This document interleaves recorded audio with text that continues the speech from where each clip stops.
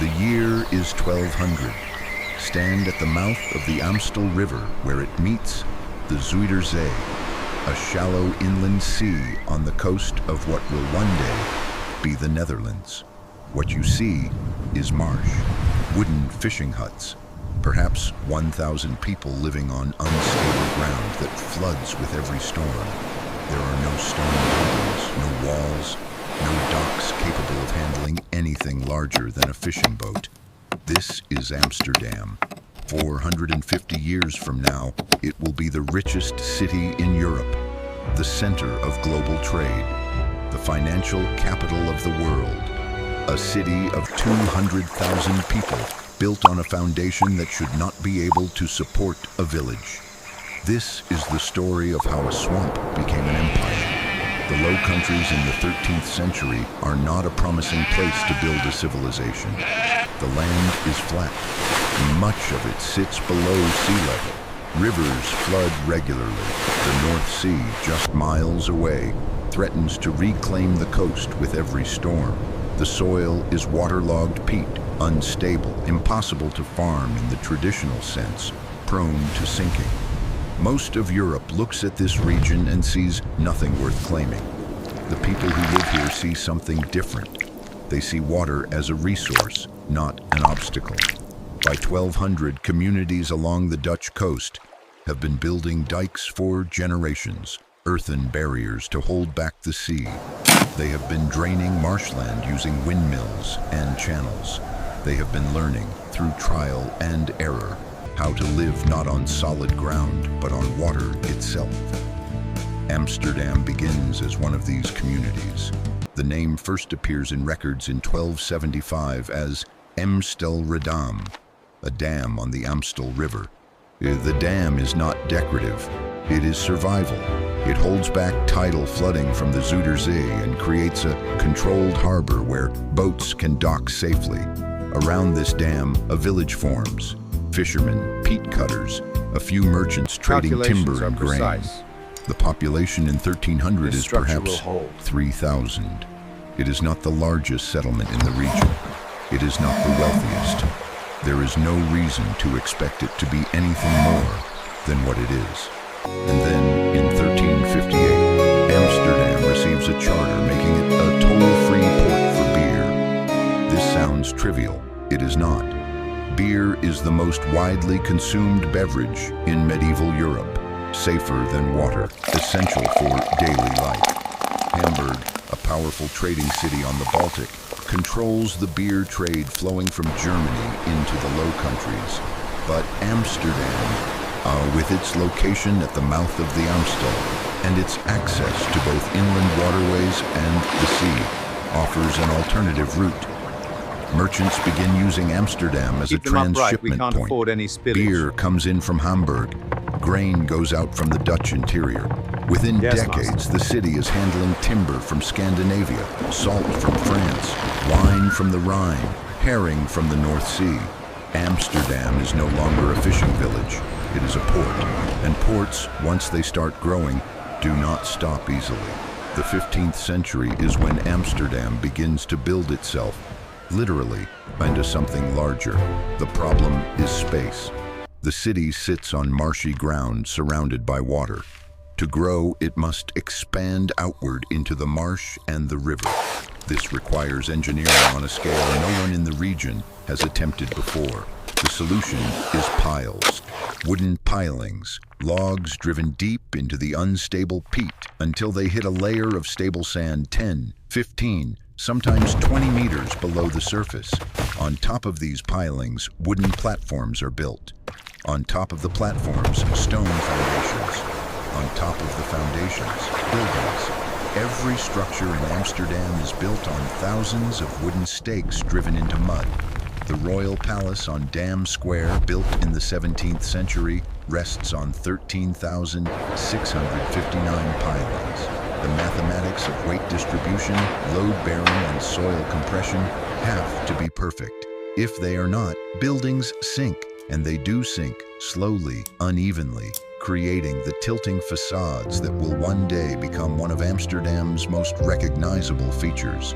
but the system works. By 1400, Amsterdam has canals, not natural waterways, but excavated channels dug in concentric half circles around the original dam. These canals serve three purposes. They provide transportation routes into the city. They allow boats to dock directly at warehouses.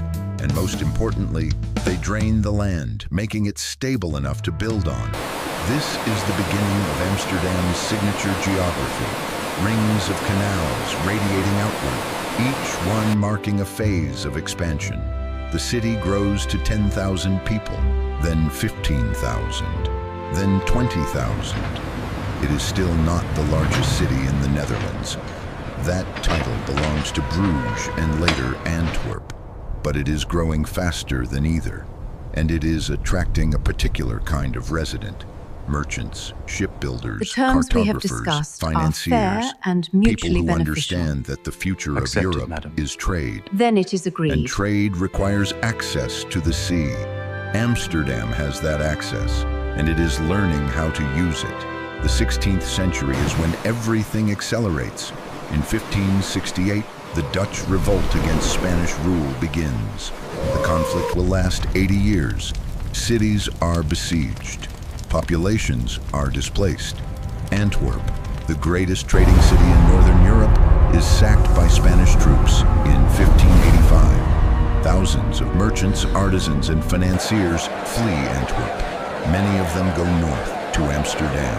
They bring with them capital, expertise, and international trade networks. The city's population surges. By 1600, Amsterdam is home to 60,000 people. By 1650, it will be 200,000. But population alone does not make a city the center of the world. What makes Amsterdam different is what it builds during this period, not just physically, but institutionally. In 1602, Amsterdam establishes the Dutch East India Company, the VOC. It is the first publicly traded corporation in history. Shares are sold to investors. Profits are distributed as dividends.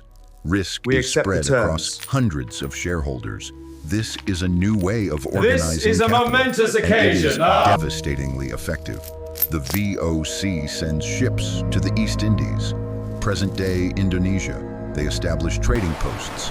They negotiate treaties. They bring back spices, textiles, porcelain, and tea. The profits are staggering. The crimson Within 20 spices are years, excellent the this VOC season. is the richest And the corporation silk, on madame, earth. from the east. In Indeed. 1609, Pure gold. Amsterdam opens the Whistle Bank, the exchange bank. It standardizes currency, provides secure deposits, and facilitates international transactions. For the first time, a merchant in Amsterdam can transfer funds to a merchant in Venice or London Heavens. without physically moving gold or silver. The Whistle Bank becomes you. the most trusted And this is financial for you. institution in Europe. In 1611, the Amsterdam Stock Exchange opens. It is the first stock exchange in the world where shares in companies, not just commodities, are traded. Investors can buy and sell shares in the VOC daily. Prices fluctuate based on news from overseas. Speculation, hedging, short selling, the entire architecture of modern finance is invented in Amsterdam in the early 17th century. And all of this is happening in a city built on wooden stakes in a swamp. The physical city keeps expanding. 3 new canal rings are dug between 1610 and 1660. The Herengracht, Keizersgracht, and Prinsengracht. The canal ring, as it is called, is a planned urban expansion on a scale Europe has not seen since the Romans. Every plot is measured, every canal is designed. Wealthy merchants build narrow, tall houses along the canals. Narrow because property taxes are based on street frontage. Tall because vertical space is the only space available. By 1650, Amsterdam is the wealthiest city in Europe. Not the largest, London and Paris are bigger, but the richest. The city where money flows most freely, where credit is most available, where a merchant with a good idea and a convincing pitch can find investors willing to take a risk. Amsterdam in the mid-17th century is what New York will be in the 20th century, and what Singapore is becoming in the 21st. It is the place where capital, information, and ambition intersect. The Golden Age does not last forever. By 1700, England has begun to challenge Dutch dominance at sea. The British Royal Navy is larger, better funded, and more aggressive. A series of wars between England and the Netherlands in the late 17th century drained Dutch resources. The VOC, once invincible, begins to decline. Other powers, France, England, eventually the United States, take over the global trade routes that Amsterdam once controlled. The city remains wealthy. It remains important, but it is no longer the center of the world. What Amsterdam loses in economic dominance, it keeps in legacy. The financial instruments invented in Amsterdam, joint stock companies, stock exchanges, central banking, become the foundation of modern capitalism. And every stock market in the world today is a descendant of the Amsterdam bourse. Every publicly traded company is an echo of the VOC. The urban model Amsterdam pioneered, planned canal systems, vertical housing, mixed-use neighborhoods, becomes the template for cities across Europe and eventually the world. The idea that a city can be designed, that growth can be managed, that infrastructure can shape society, Amsterdam proves it is possible. Walk through Amsterdam today and you walk through the 17th century. The canals are still there. The narrow houses are still there. The stock exchange still operates, though in a modern building. The Royal Palace still stands on its 13,000 pilings. The city has been modernized, updated, adapted to cars and trains and bicycles. But the bones of the city, the structure laid down between 1200 and 1650, are still visible. Amsterdam today is a city of 900,000 people, built on a foundation that was never supposed to hold a village. It is a reminder that the most transformative cities are not always the ones with the best natural advantages. Sometimes they are the ones with the most determined people, the ones willing to drive pilings into mud, dig canals through marsh, and build an empire on a swamp because they see something others do not. They see possibility. Transformation is not about having everything you need. It is about using what you have in ways no one else has thought of. Amsterdam did not have solid ground. It built on water. It did not have farmland. It traded. It did not have an empire. It created the financial tools that let others build empires and took a cut of every transaction. The lesson is this: the greatest cities are not the ones that start with the most advantages. They are the ones that refuse to accept limits, that look at a swamp and see a future capital, that turn obstacles into infrastructure and constraints into innovation. Amsterdam transformed not by becoming something else, but by becoming impossibly, undeniably, unforgettably itself. If this story moved you, hit the like button and subscribe. There are more cities waiting to be rebuilt, more transformations that prove the impossible is just the untried. In the next episode, another city, another swamp, another refusal to accept what the world says is possible. Thanks for watching.